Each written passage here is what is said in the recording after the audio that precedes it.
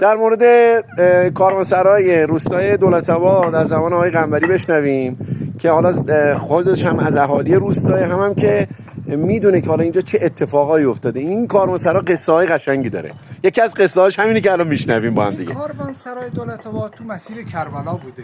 اونجا که شنیدیم که یکی از کاروانسراهایی بوده که وقف زوار بوده و هزینه از زائرین گرفته نمی‌شده. زائرین کربلا اینجا به صورت رایگان می آمدن، اسکان پیدا می‌کردن و بالاخره یک شب دو شب که ساکن بودن اینجا کاملا رایگان بوده و خیلی از زائرین کربلای این منطقه خاطراتی از این بالاخره ماندگاری در کاروانسرای دولت‌آباد دارن و این داستانی که در مورد بفروبیه در واقع پشت بامش فرمودید.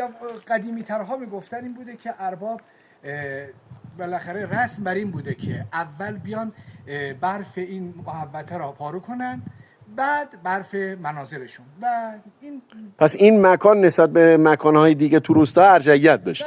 100% حالا بالاخره ملکیت ارباب بوده.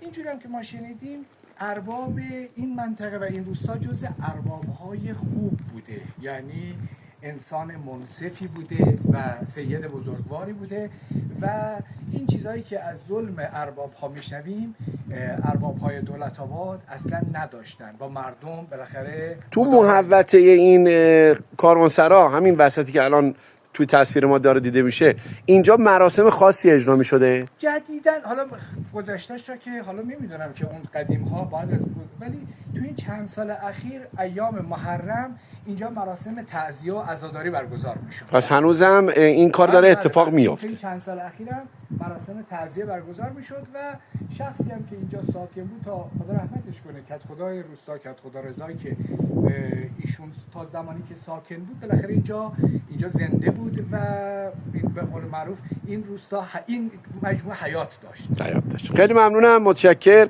چقدر خوبه حواسمون به این مکان‌های تاریخی تو روستاها باشه.